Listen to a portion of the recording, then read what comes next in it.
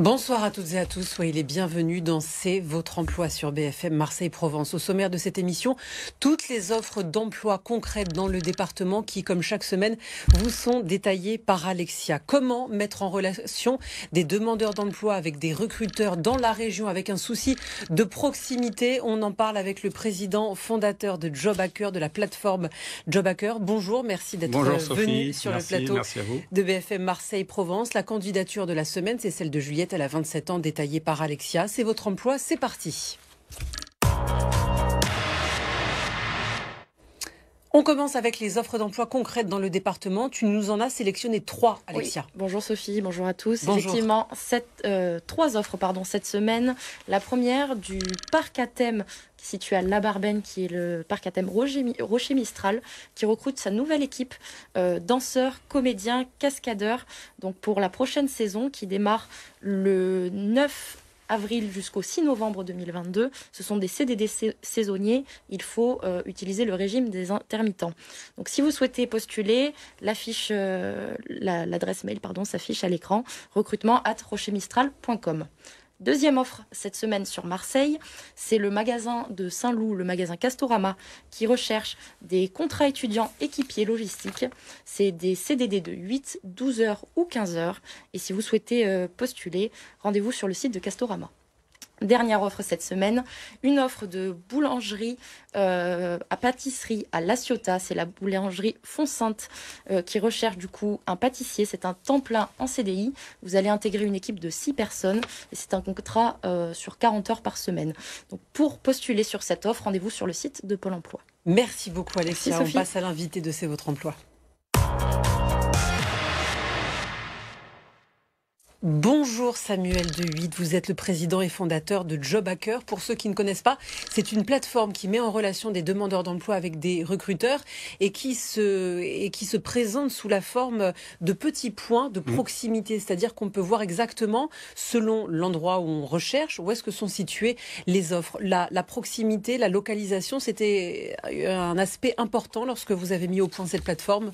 Oui, alors bonjour Sophie, effectivement. Donc Jobhacker, c'est quoi ? C'est avant tout une plateforme qui permet aux personnes les plus éloignées de l'emploi d'avoir un emploi et un soutien. Moi, avant tout, je suis un DRH d'un gros groupe de 20 000 salariés. Je me suis rendu compte d'une chose, c'est que la difficulté pour des personnes éloignées aujourd'hui, 2 difficultés majeures. La première, c'est le digital. Il faut savoir une chose, c'est qu'en entreprise, on a tous digitalisé. Et à peu près au bout de 3 à 4 clics, une personne éloignée abandonne et devient invisible. Vous avez une plateforme, vous postulez dessus, vous n'y arrivez pas, vous abandonnez. Jobhacker, c'est quoi ? C'est la possibilité d'avoir un emploi. Et si j'y arrive pas, j'ai un soutien à côté de moi. J'ai une association qui va pouvoir m'aider, un petit cœur. Donc demain, Sophie prend la plateforme, elle cherche un job sur Sodexo. Elle postule, elle n'y arrive pas parce qu'il faut mettre son CV en ligne, PDF, c'est un peu compliqué. Et c'est le fruit de mon histoire. Je me suis dit, il faut donner une deuxième chance à ces personnes. Et la deuxième chance, un emploi, un soutien, c'est de réunir 2 univers qui ne sont pas forcément des univers qui travaillent toujours ensemble de manière concertée, c'est-à-dire l'univers économique des entreprises, et puis les associations. Généralement, je dirais qu'ils travaillent ensemble le mieux possible, mais la personne qui est éloignée, elle a besoin des 2. La personne qui est éloignée, elle a besoin d'un emploi. Puis quand elle a un emploi, elle a des problèmes de périphérie à l'emploi. Vous savez, trouver une nounou, trouver un logement, voilà. Et moi, j'ai imaginé que si j'arrivais quelque part à mettre le bon emploi et le bon soutien au bon endroit, au bon moment, on arriverait à résoudre des problèmes qu'on n'arrive pas à résoudre aujourd'hui, qui sont les difficultés de l'illettronisme et les difficultés des périphéries à l'emploi. Vous savez, quand vous êtes en entreprise, vous avez des difficultés, vous n'en parlez pas forcément à votre employeur.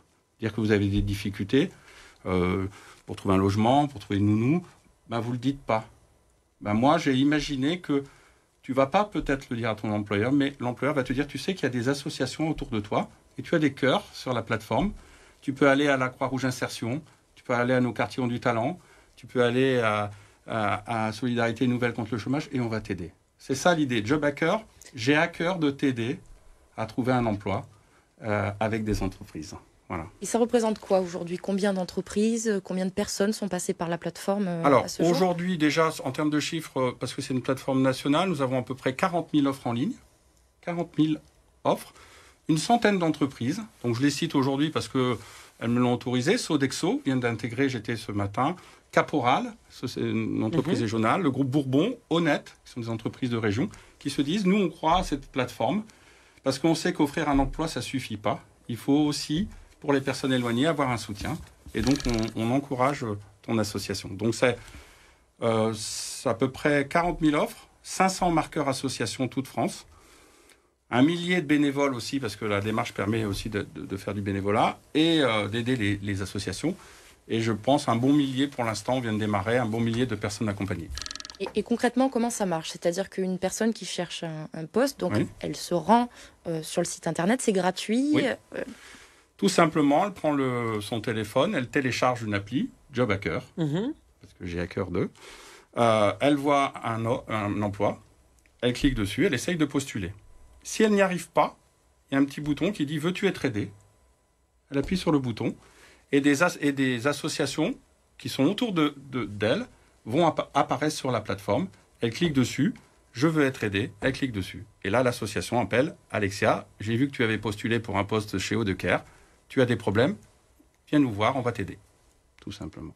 Est-ce que vous avez commencé déjà à avoir des retours, c'est-à-dire de personnes pour qui ça s'est bien passé, ou de retours peut-être négatifs également, de choses à améliorer? On est des petits poussés, on apprend en marchant. Je n'ai pas la prétention d'être Indeed, mais ce que je sais, c'est qu'en tout cas, les premiers retours sont très positifs.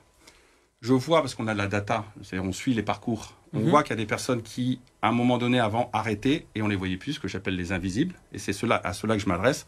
Si vous avez des difficultés à postuler sur des outils digitaux, utilisez Job Hacker et vous verrez que si vous n'y arrivez pas, vous avez une roue de secours qui s'appelle les associations. Voilà, tout simplement. Vous parliez de bénévolat. Comment les personnes qui veulent s'engager sur ces sujets d'inclusion peuvent participer Alors, ça c'est le deuxième volet de la plateforme. C'est vrai qu'aujourd'hui, beaucoup d'entreprises veulent faire de l'inclusion. Et je me suis rendu compte que si on faisait du co-développement inclusif, ce serait peut-être encore mieux. C'est quoi du co-développement inclusif? C'est simplement le fait de dire, demain on peut imaginer que BFM dise, nous pour nos collaborateurs salariés, c'est important d'aider les associations. Sophie prendrait son téléphone, elle regarde l'application, elle voit une association, la Croix-Rouge Insertion dans le 15e, elle clique dessus et elle va aider. Mon idée, c'est de dire que les salariés actifs peuvent aussi être des acteurs de l'inclusion. Ils peuvent aller aider les autres. Si demain, il y a quelqu'un qui va aider dans une association et quelqu'un qui a besoin d'être aidé vers l'association et qui sont à 100 mètres l'un de l'autre, on arrivera comme ça à créer, je dirais de manière très pragmatique, la possibilité d'entraide. Avec le télétravail, sachez qu'il y a quand même 3 jours, 2 jours, 3 jours, 4 jours par semaine à la maison, on perd le lien social. Et moi, j'encourage tous mes salariés à dire, écoute, en descendant le matin, chercher ton pain, choisis une association, passe 10 minutes, un quart d'heure à aider Alexia, et tu verras que si on l'aide à trouver, ou quelqu'un d'autre, si on l'aide à trouver un travail, vous aurez fait une action, je dirais, inclusive importante pour votre entreprise, pour vous, et surtout pour la personne qui est éloignée. Merci beaucoup. Voilà, vous restez merci. avec nous parce qu'on continue sur le sujet avec la candidature de la semaine.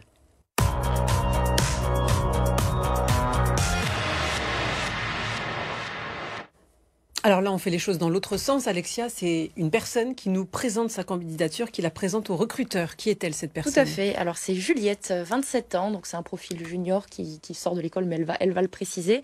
Et elle vous adresse son message pour que vous puissiez retenir son profil et la recruter, on l'espère. Allez hop. Bonjour à tous. Alors, moi, c'est Juliette. J'ai 27 ans et je suis originaire de Rouen. J'ai un parcours scolaire un peu atypique car j'ai commencé avec un DUT Information Communication à l'IUT de Besançon. J'ai ensuite fait une pause de 2 ans et demi dans mes études durant laquelle j'ai travaillé et je suis partie à l'étranger. Donc j'ai eu la chance de vivre durant 1 an en Nouvelle-Zélande et ensuite de partir en Polynésie française. Et c'est en rentrant de ce voyage que j'ai décidé de reprendre mes études Et j'ai toujours été une grande passionnée de dessin, d'art, de graphisme. C'est pour ça que je me suis tournée vers la licence création numérique à l'université de Toulon. Et j'ai ensuite enchaîné avec un master management de projet.